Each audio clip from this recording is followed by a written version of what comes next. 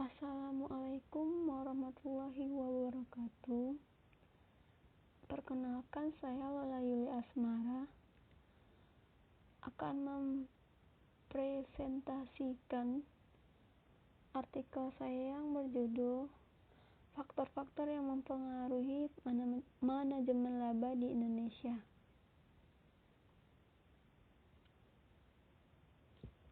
Adapun studi objektifnya di sini ada 5. Pertama, pendahuluan, kedua, rumusan masalah, ketiga, tujuan penelitian, keempat, pembahasan, dan yang kelima, penutup. Latar belakang.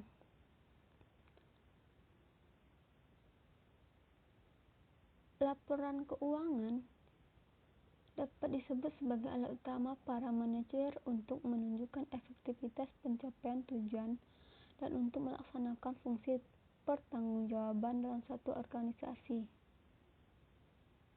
Dalam laporan keuangan menyajikan informasi laba.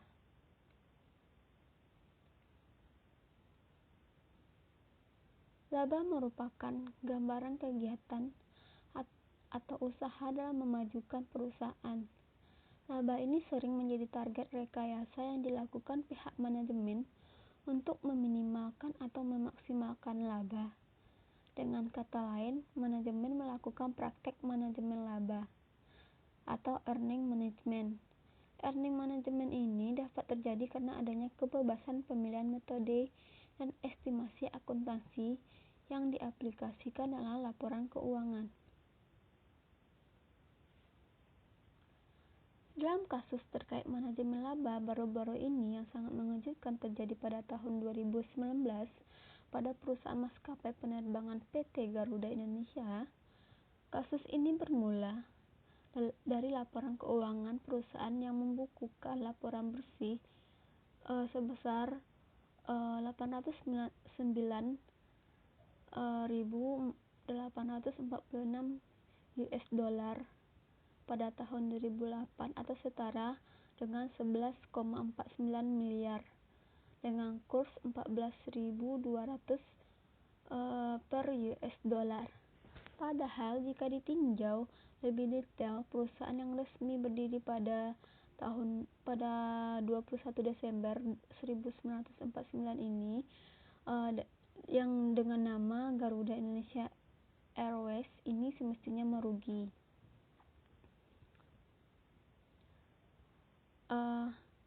Karena angka ini pasalnya total beban usaha yang dibukukan perusahaan tahun lalu mencapai 4,58 miliar. Angka ini lebih besar, yaitu sebesar 206,08 juta dibandingkan total pencapaian tahun 2018. Laporan keuangan ini menimbulkan polemik lantaran dua komisaris Garuda Indonesia yakni Khairul Tanjung dan Doni Oskaria saat ini sudah tidak menjabat, menganggap laporan keuangan 2018 Garuda Indonesia tidak sesuai dengan pernyataan standar akuntansi keuangan atau PSAK. Pasalnya, Garuda Indonesia memasukkan keuntungan dari PT Mahata Aero Teknologi yang memiliki utang kepada maskapai berplat merah tersebut. PT Mahata Aero Teknologi sendiri memiliki utang terkait pemasangan Wi-Fi yang belum dibayarkan.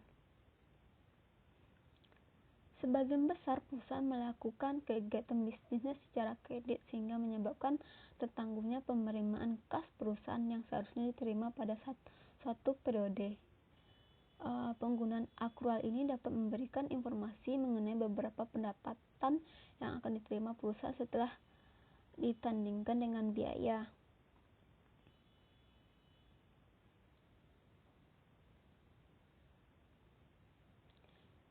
Yang disebut dengan konsep matching konsep.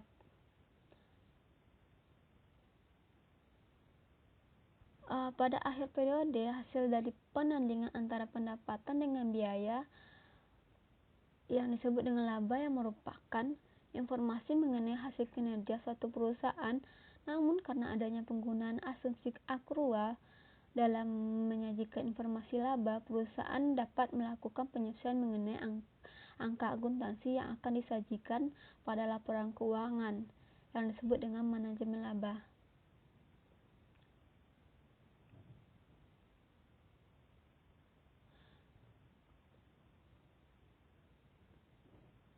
Manajemen laba menurut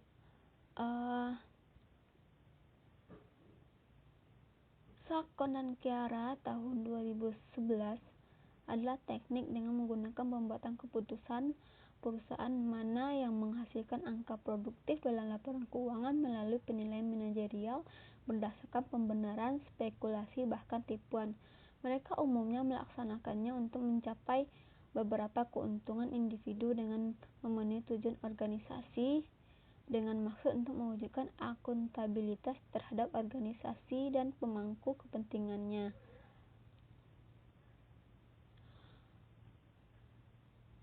Oleh karena itu, praktik manajemen laba menjadi kebiasaan bagi perusahaan. Maka dengan ini penulis ingin mengumpulkan bukti mengenai faktor-faktor apa saja yang mempengaruhi praktik manajemen laba pada perusahaan yang ada di negara Indonesia. Selanjutnya yaitu rumusan masalah. Berdasarkan latar belakang yang telah disampaikan tadi sebelumnya, maka rumusan masalahnya itu yaitu faktor apa saja yang mempengaruhi praktik manajemen laba pada perusahaan yang ada di negara Indonesia. Tujuan penulisan. Tujuan dari penulisan artikel ini adalah untuk mengetahui faktor apa saja yang mempengaruhi praktik manajemen laba pada perusahaan yang ada di negara Indonesia. Selanjutnya itu pembahasan.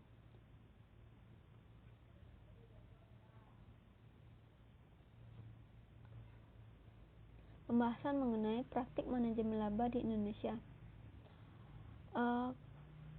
Pertama yaitu menurut Komarudin DKK tahun 2007 yang menyelidiki adanya motivasi dan strategi manajemen laba.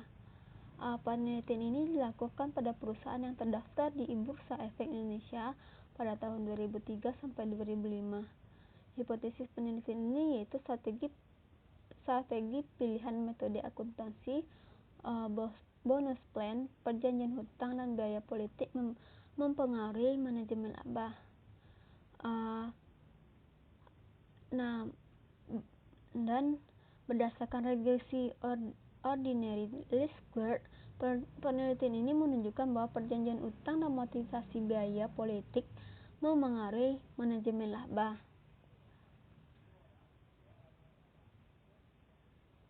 Namun, motivasi bonus plan ini dan strategi metode pilihan akuntansi tidak mempengaruhi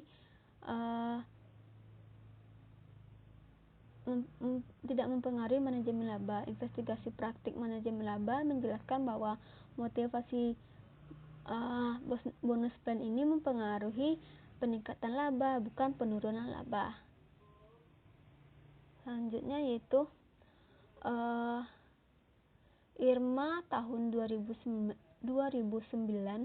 yaitu melakukan penelitian untuk mendapatkan bukti empiris tentang pengaruh asimetri informasi terhadap praktik manajemen laba, dan untuk mendapatkan bukti empiris tentang pengaruh ukuran perusahaan terhadap praktik manajemen laba.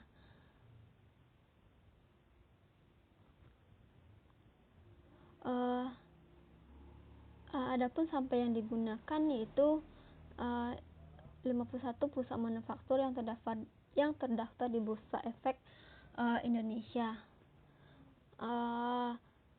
Setelah Irma ini melakukan uji statistik dengan model regresi berganda, maka diperoleh hasil bahwa variabel asimetri informasi berpengaruh terhadap praktik manajemen laba. Demikian juga variabel ukuran perusahaan teruji berpengaruh terhadap praktik manajemen laba. Selanjutnya yaitu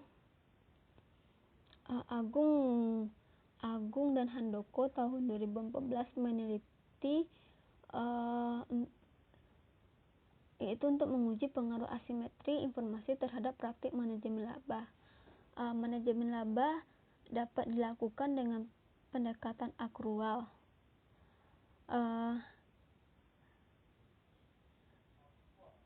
Dan hasil penelitian ini menunjukkan bahwa asimetri informasi positif signifikan untuk praktik manajemen laba.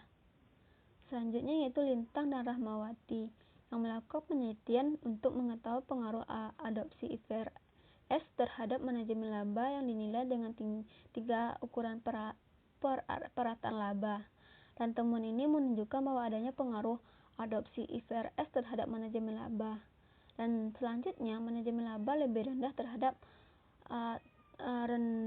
setelah adopsi IFRS. Ukuran perusahaan sebagai variabel kontrol mempengaruhi perilaku manajer dalam manajemen laba secara praktis. Variabel leverage growth dan ROE tidak mempengaruhi perilaku manajemen laba dalam manajer dalam manajemen laba. Selanjutnya yaitu Christopher tahun 2014 meneliti untuk mengetahui apakah terdapat indikasi terjadinya manajemen laba di sekitar peristiwa pergantian direktur utama CEO.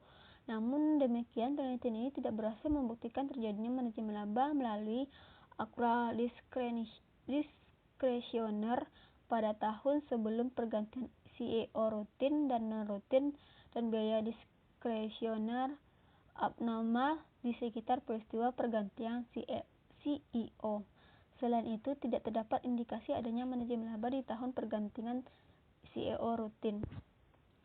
Selanjutnya yaitu penelitian Widya dan kawan-kawan tahun 2019 meneliti tentang pengaruh asimetri informasi, leverage profitabilitas terhadap manajemen laba real pada perusahaan manufaktur di Indonesia, di mana hasilnya menunjukkan bahwa asimetri informasi berpengaruh signifikan terhadap manajemen laba real. Namun leverage dan profitabilitas tidak mempengaruhi signifikan terhadap manajemen pendapatan real.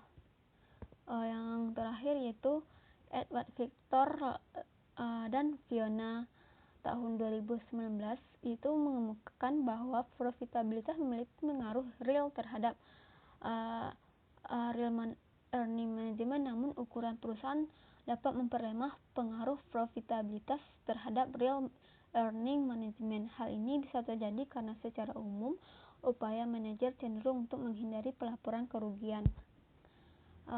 Yang terakhir yaitu kesimpulan. Setelah dilakukan beberapa review terhadap artikel, maka praktik manajemen yang terjadi di Indonesia menunjukkan bahwa manajemen laba dimotivasi oleh perjanjian hutang, biaya politik, asimetri informasi, ukuran perusahaan, dan namun adopsi IFRS dapat mengurangi tindakan manajemen laba. Sekian presentasi dari saya akhiri. Wassalamualaikum warahmatullahi wabarakatuh.